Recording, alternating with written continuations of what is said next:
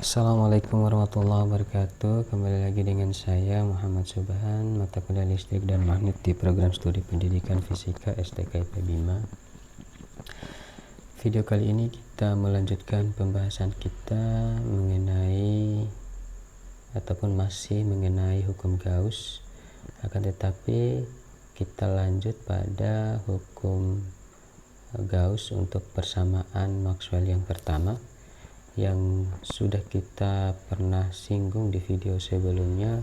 Mungkin teman-teman masih ingat kan, tapi saya akan coba ingatkan kembali bahwa kita pernah melakukan penurunan hukum Gauss sampai hingga pada persamaan Maxwell yang pertama. Nah, ini yang pernah kita bahas yang kemarin, sehingga kita sudah sampai mendapatkan hukum Gauss untuk flux listrik yang sama dengan Q per epsilon 0. Nah, hingga penurunannya sampai kepada persamaan Maxwell yang pertama pada hukum Gauss.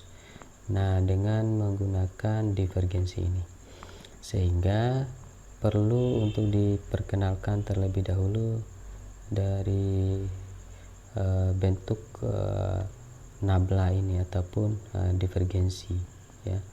Nah, bagaimana bentuk ataupun ekspresi daripada nabla ini sehingga kita dapat melakukan analisis terhadap persamaan Maxwell yang pertama ini. Oke, kita lanjut.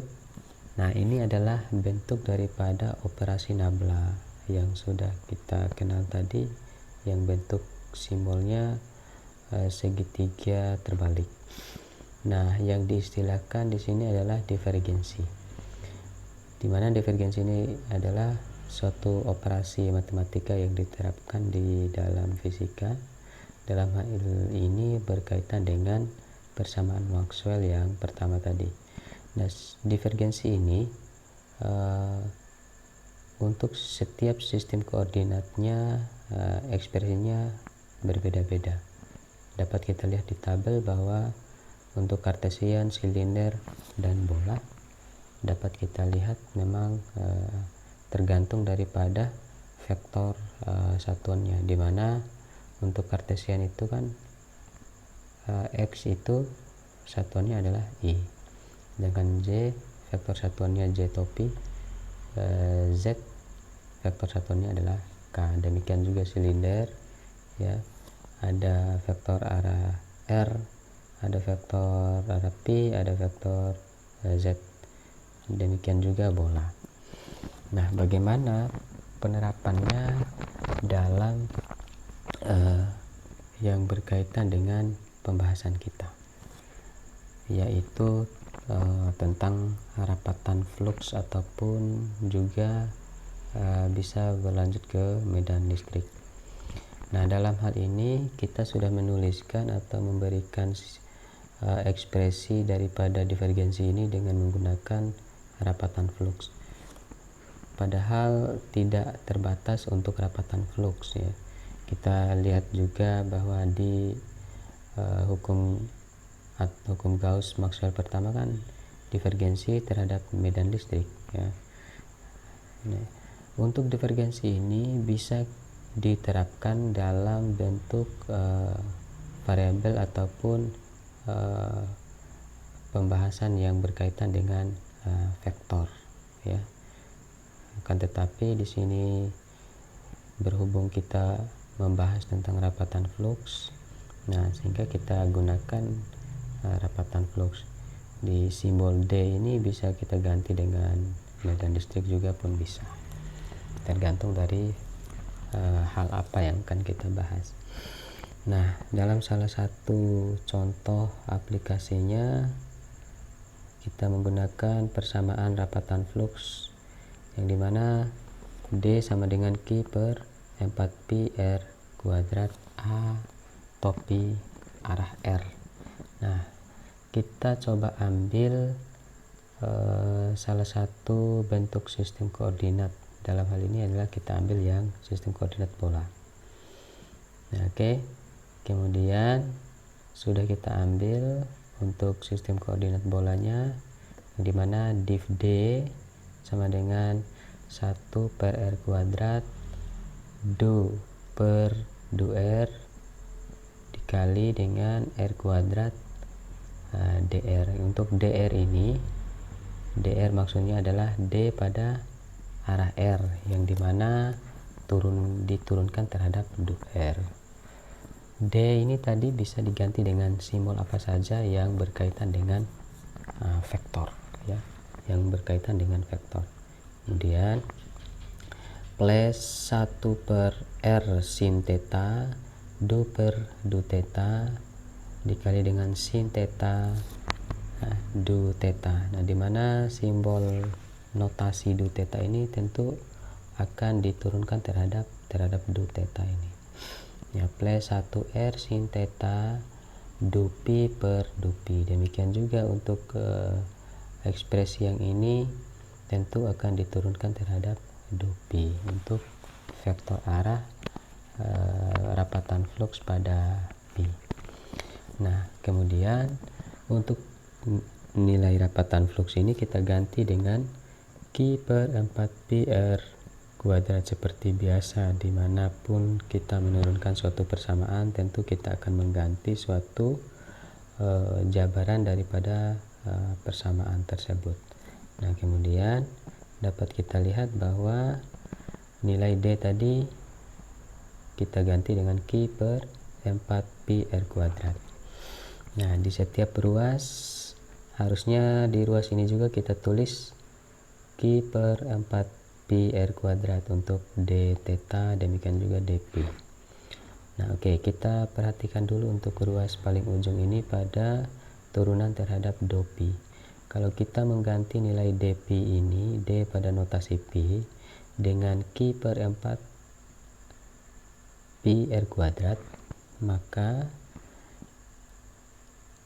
kita melihat bahwa tidak terdapat variabel theta, variabel pi untuk diturunkan terhadap do pi ini, sehingga tidak bisa kita lakukan penurunan yang akhirnya adalah nilainya sama dengan 0. Kemudian di ruas tengah demikian juga, kalau kita ganti nilai D notasi pi ini dengan Q per 4pi R kuadrat untuk D theta ini, maka di persamaan ini tidak terdapat nilai theta ataupun variabel theta, sehingga tidak bisa kita lakukan penurunan terhadap do theta ini. Nah, sehingga untuk ruas theta dengan ruas pi ini nilainya adalah sama-sama dengan 0. Nah, untuk ruas yang paling ujung ini, di variabel ataupun pada persamaan rapatan flux ini kan terdapat R kuadrat. Demikian juga di ruas ini untuk koordinat bola ada turunan terhadap du R. Nah, akan tetapi kita belum bisa langsung menurunkan, harus kita uraikan dulu yang di dalam kurung ini, sehingga untuk R dari ekspresi ekspresi koordinat bola akan saling menghilang dengan persamaan rapatan flux ini untuk R kuadratnya, khusus untuk R kuadratnya, ya kan. Nah, R kuadrat sama R kuadrat yang ini kan saling menghilangkan, sehingga tersisa Q per 4pi saja.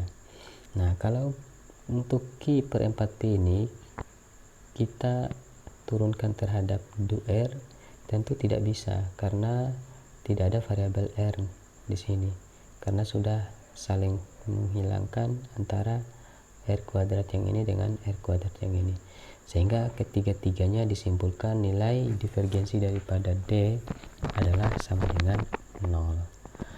Akan bisa dilanjutkan apabila ketika nilai R ini ataupun dapat diturunkan nilai R ini ketika tidak sama dengan 0.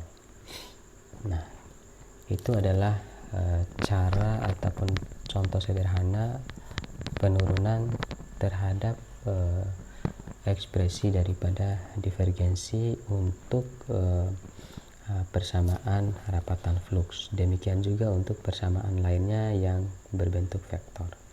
Sekarang kita lanjut kepada teorema divergensi. Nah, untuk teorema divergensi ini kita ambil salah satu daripada sistem koordinat tadi. Dalam hal ini kita ambil yang koordinat kartesian. Tadi sudah kita aplikasikan untuk koordinat bola. Sekarang salah satu contoh kita ambil koordinat kartesian. Nah, kita ambil div D ataupun diferensial D. Nah, untuk divergensi ya, bukan diferensial. Divergensi D itu kalau kita jabarkan untuk divergensi ini adalah du D per du X plus du D per du Y plus du D per du Z. Nah, ini adalah bentuk vektor. Sehingga kalau secara definisi untuk teorema ini merupakan suatu operasi matematika pada vektor yang menghasilkan skalar. Nah, bagaimana bentuk vektor ini supaya bisa menghasilkan skalar? Salah satu contohnya misalnya ini adalah vektor A dot vektor B. Nah, untuk dalam bentuk skalarnya maka dijadikan ataupun dikalikan dengan vektor satuannya, di mana vektor satuan ini adalah cos theta, sehingga A dot B dot cos theta, di mana cos theta ini adalah sudut antara A dan B. Nah, bagaimana kalau untuk divergensi ini dibuatkan suatu bentuk skalar? Nah, sehingga untuk menjadi bentuk skalar maka dikalikan dengan vektor satuannya. Nah, sehingga bentuknya adalah sama dengan du per du X. Tentu X itu kan vektor satuannya I ya, plus du per du Y. Demikian juga Y vektor satuannya adalah J topi ya, plus du per du Z. Nah, Z pun juga adalah vektor satuannya K, sehingga bentuk daripada operasi ini maka dapat diringkas, ditulis simbolnya adalah nabla, sehingga ini adalah menjadi operasi nabla ataupun operasi divergensi, sama saja, terserah Anda menyebutkannya. Nah, salah satu contohnya misalkan untuk rapatan flux lagi, sehingga tidak perlu lagi menulis div D, kita bisa menuliskan nabla ini dot D ya, dot D, sehingga untuk dot D nabla dot D ya menjadi kita masukkan kita masukkan nilai nablanya ya, untuk nilai nablanya kemudian dikalikan dengan rapatan flux. Nah, supaya sinkron dengan operasi nabla ini yang masing-masing memiliki vektor arah di setiap ruas ini ya, di ruas X, ruas Y, ruas Z. Demikian juga ini untuk rapatan flux tentu harus diberikan vektor satuannya ya, vektor satuan di mana D vektor satuan I topi plus vektor satuan J topi dan vektor satuan K topi. Kemudian dilakukan perkalian biasa ya. Nah, harus diingat bahwa di setiap perkalian vektor satuan itu ketika dikalikan sesama variabelnya ataupun sejenisnya maka nilainya adalah 1. Contohnya ini adalah du per du X I topi, kalau dikalikan dengan D topi ini des I topi maka nilainya adalah sama dengan 1.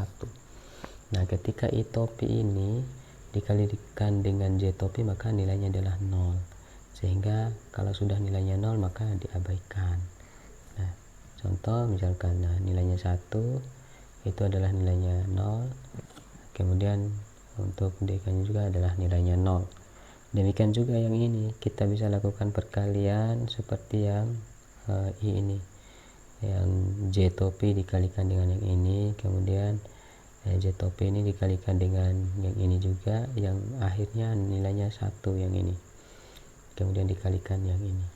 Nah, sehingga simpulannya adalah kalau yang hasilnya 0 kita buang saja, sehingga dapat ditulis menjadi, nah, du d per du x I top P plus du d per du y J top P du d per du z K top P. Nah, dapat ditulis dengan bentuk divergensi juga ataupun operasi nabla seperti ini. Nah, kalau kita aplikasikan kepada integral tertutup untuk persamaan rapatan flux, ya, untuk bentuk turunannya ini bisa diubah menjadi bentuk integral, ya.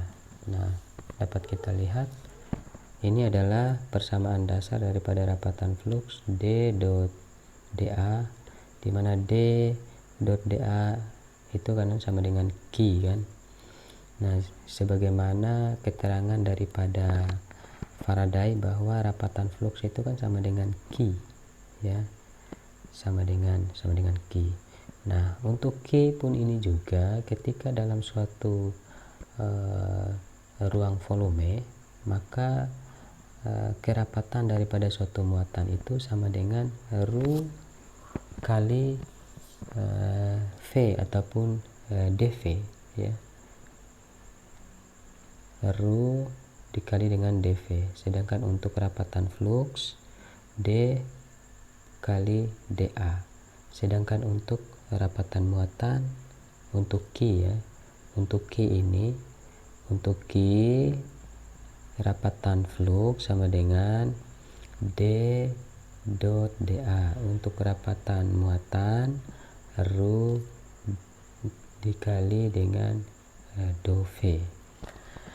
Nah, perlu diingat dan dibedakan bahwa nilai atau simbol D ini merupakan rapatan flux, sedangkan ρ ini merupakan rapatan muatan. Nah, itu adalah hal yang berbeda pembahasan, tetapi semuanya bermuara pada asas ataupun basicnya adalah Q. Nah, Q ini bisa diubah menjadi rumus ρ dot dV. Q juga bisa dirumuskan menjadi D dot dA.